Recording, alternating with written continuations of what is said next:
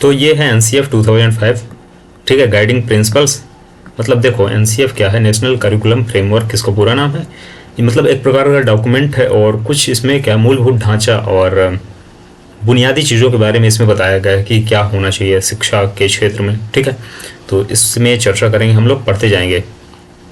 NCF national curriculum framework एक दस्तावेज है जो एक ऐसा ढांचा प्रस्तुत करने का प्रयास करता है जिसके भीतर स्कूल और शिक्षक उन अनुभवों का चयन और योजना बना सकते हैं जो उन्हें लगता है कि सभी बच्चों के पास होने चाहिए, ठीक है। मतलब एक मूलभूत कि ठीक है, बच्चे को डेस्क चाहिए, बच्चे को बैग चाहिए, बच्चे को क्या ड्रेस चाहिए, यूनिफॉर्म चाहिए, बच्चों को शूज चाहिए, और बच्चों को ये प्रॉपर बुक चाहिए ना, बच्चों को प्रॉपर टीचर चाहिए।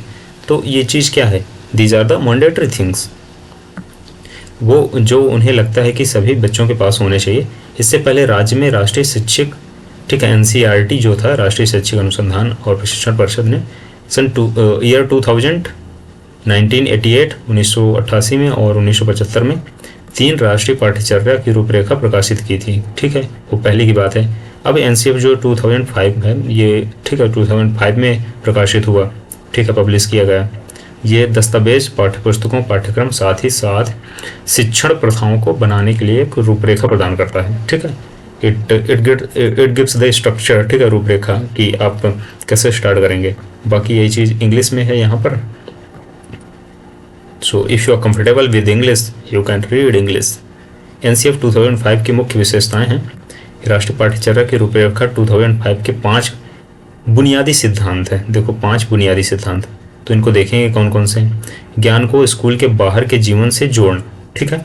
जो ज्ञान है, जो एजुकेशन है, जो नॉलेज है, कि मतलब प्रैक्टिकल हो, ठीक है, कि जैसे कार जा रही है तो कार कैसे जा रही है, बर्ड पक्षी उड़ रहा है तो पक्षी क्यों उड़ रहा है, ठीक है, पेड़ से पत्ता गिर रहा है तो क्यों गिर रहा है, उसका क्या लॉजिक है। मतलब कनेक्ट करना बाहर के जीवन से, ठीक है।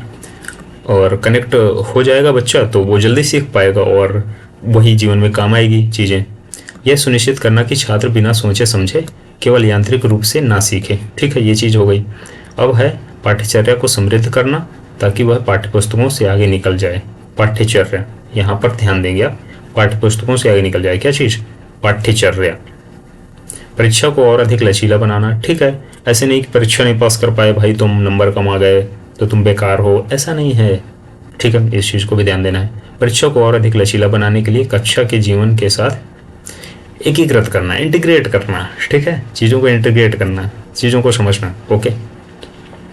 अब जो है देश की लोकतांत्रिक राजनीति के भीतर चिंताओं को ध्यान में रखते हुए प्रमुख महत्व की पहचान का पोषण करना, ठीक है, पॉलिटी के बारे में भी बच्चों को बताना, सैलिएंट फीचर, यही चीज़ इंग्लिश में लिखी है यहाँ पर, ठीक है, इसको आप चाहें तो रीड कर सकते हैं।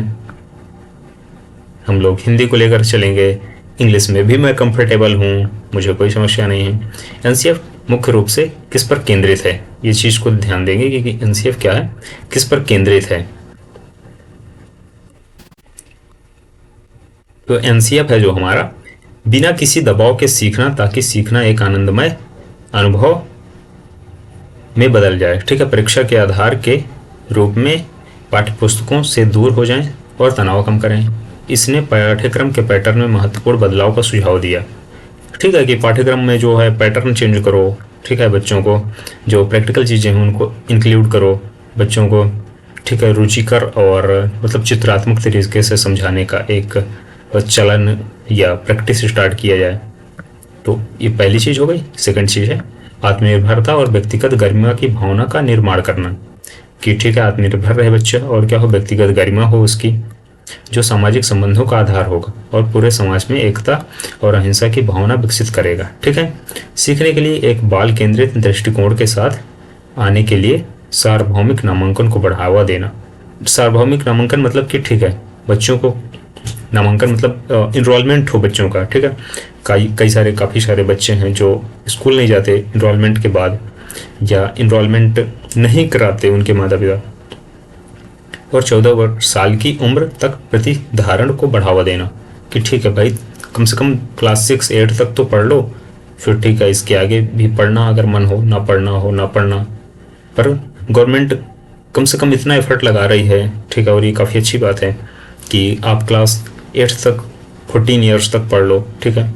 आपको खाना पीना और यूनिफॉर्म दे रही है, बैग दे रही है, बुक्स दे रही है, और आई थिंक स्कॉलरशिप भी दे रही है, तो ये काफ़ी अच्छी चीज़ है।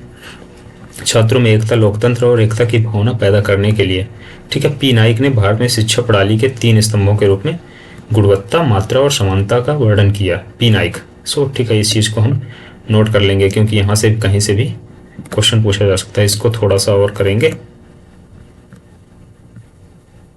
ये है काफ़ी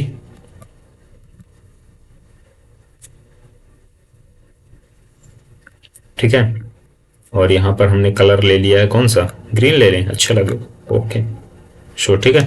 पी नाइक, पी नाइक ने भारत में शिक्षा प्रणाली के 3 स्तंभों के रूप में गुणवत्ता, मात्रा और समानता का वर्णन किया है। किसका किसका, गुणवत्ता, मात्रा और समानता का, ठीक है। सो हम लोग कंटिन्यू करेंगे, ठीक है। पी नाइक ने भारत में शिक्षा प्रणाली के 3 स्तंभों के रूप में गुणवत्ता, मात्रा और समानता का वर्णन किया, ठीक है। सामाजिक संदर्भ में हाल ही में प्रकाशित जो पाठ्यक्रम है, यह सुनिश्चित करता है कि सभी स्कूलों को लिंग, धर्म, पंथ और जाति के बावजूद एक मानक ढांचे के साथ प्रदान किया जाए, ठीक है। एनसीएफ, यही चीज़ें इंग्लिश में लिखी गई हैं, यहाँ पर अंग्रेजी माध्यम में लिखी गई हैं, ठीक है। So if you are more comfortable with English you can read English. NCF 2005 का विकास, इसका देखो विकास कैसे हुआ। अब ये देखो 19 पेज का डॉक्यूमेंट है, तो इसको मैं 2-3 पार्ट में लेकर के आऊँगा क्योंकि एक ही पार्ट में वीडियो काफ़ी लंबा हो जाएगा। राष्ट्रीय पाठ्यचर्या की रूपरेखा टैगोर के निबंध में से एक सभ्यता और प्रगति के एक उद्धरण के साथ शुरू होती है, ठीक है। देखो टैगोर साहब आ गए, और टैगोर साहब कितने पुराने हैं, बहुत पहले के आदमी हैं, लेकिन फिर भी उनका रिलेवेंस है आज, ठीक है। तो ये चीज़ है कि जो एजुकेशन है और जो सही विचारधारा है उसका रिलेवेंस हमेशा समाज में बना रहता है लंबे समय तक। सभ्यता और प्रगति के एक उदाहरण के साथ शुरू होती है, जहाँ कभी हमें याद दिलाता है कि बचपन में उदार आनंद और रचनात्मक भावना आवश्यक है। हालांकि एक अविचारित वयस्क दुनिया दोनों तत्वों को विकृत कर सकती है, ठीक है। प्रोफेसर यशपाल की अध्यक्षता में राष्ट्रीय संचालन समिति की स्थापना की गई। काफ़ी चर्चा के बाद सितंबर 2005 को केंद्रीय शिक्षा सलाहकार बोर्ड ने इसे पारित कर दिया, ओके। राष्ट्रीय शिक्षा नीति ने शिक्षा की गुणवत्ता बढ़ाने के लिए शैक्षिक प्रौद्योगिकों को नियोजित किया, ठीक है। एक लास्ट पॉइंट है, फिर इसके बाद एनसीएफ 4 मुद्दों को संबोधित करता है। शैक्षिक अनुभव की टीचिंग एक्सपीरियंस होना चाहिए, और ये तो अनुभव का ये कट गया। शैक्षिक उद्देश्य होना चाहिए, शिक्षार्थी का आकलन हो, अनुभव का एक संगठन हो, जबकि पिछले एनसीएफ व्यवहारवादी मनोविज्ञान पर आधारित हैं। 2005 के पाठ्यक्रम पर आधार रचनावादी सिद्धांत है, तो ये चीज़ें हैं। फिर बाकी यहीं पर डेवलपमेंट ऑफ, यही चीज़ें हमको इंग्लिश में दी गई हैं, तो इसको भी आप रीड कर लेंगे। अब देखो मुख्य विशेषताएं क्या क्या है एनसीएफ की। सामाजिक विज्ञान शिक्षण का उद्देश्य कि आपको सोशल साइंस, सामाजिक विज्ञान में सब कुछ आ जाता है। तो हिस्ट्री आ जाती है, ठीक है, आपको हिस्टोरिकल पिछले टाइम का पता चलेगा। जियोग्राफी आ जाएगी, आपको इंडिया की जियोग्राफी पता चलेगी, कहाँ पर मिनरल हैं, कहाँ अच्छी बारिश होती है, कहाँ एग्रीकल्चर अच्छा है, कहाँ सूखा पड़ता है। और फिर इसके बाद आता है पॉलिटी, ठीक है, तो जो इलेक्शन होते हैं, प्राइम मिनिस्टर, प्रधानमंत्री, राष्ट्रपति, और जो एक स्ट्रक्चर है गवर्नमेंट का, ये कैसे वर्क करता है, पॉलिटी में पढ़ेंगे आप। और फिर इसके बाद आती है 9th से इकोनॉमिक्स। तो इकोनॉमिक्स के अंतर्गत आप जानेंगे there are 3 sectors of economy, primary sector, tertiary sector and secondary sector, ठीक है। तो इस प्रकार से सामाजिक विज्ञान का उद्देश्य क्या है, तो देखते हैं। सामाजिक रूप से वंचित जनजातियों और समूहों के मुद्दों के प्रति लैंगिक समानता और संवेदनशीलता को सभी सामाजिक विज्ञान क्षेत्रों को सूचित किया जाना चाहिए, ठीक है।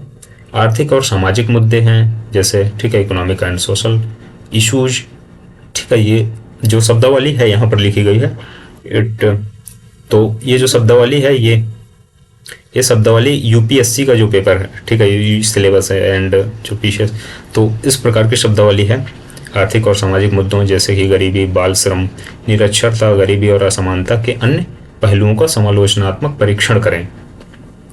एक धर्मनिरपेक्ष और लोकतांत्रिक समाज में नागरिकों की जिम्मेदारियों और भूमिकाओं को समझें। यह महत्वपूर्ण है कि सभी क्षेत्रों और सामाजिक समूह के लोग पाठ्यपुस्तकों से संबंधित हो सकें। किससे संबंधित हो सकें? पाठ्यपुस्तक से।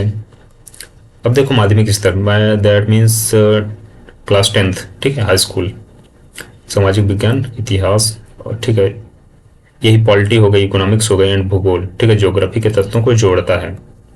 प्रारंभिक ध्यान आधुनिक भारत पर होगा ताकि शिक्षार्थी को राष्ट्र के सामने आने वाली जो इकोनॉमिक एंड सोशल चैलेंजेस हैं उनको अधिक आसानी से इजीली से समझ सके उसको, ठीक है। यहाँ पर मैं इंग्लिश टर्म का यूज़ कर पा रहा हूँ क्योंकि उसमें ज़्यादा कंफर्टेबल मुझे लग रहा है, क्योंकि शायद मैंने पढ़ा हुआ है इंग्लिश में, इसलिए मुझे कंफर्टेबल लग रहा है। अब देखो फिर इसके बाद मैथ्स पढ़ाने का क्या पर्पज है, तो इसको हम अगले वीडियो में डिस्कस करेंगे, ठीक है। और 10-10 मिनट के मैं वीडियो लाऊंगा। सो NCF 2005 को पूरा डिस्कस करूंगा मैं, ठीक है। आपको कहीं पर भी कोई डाउट आए तो आप जो है कमेंट करके बताएंगे, पूछेंगे, और अगले वीडियो में फिर आगे का डिस्कस करूंगा मैं। इस वीडियो में इतना ही। Till then keep learning, bye.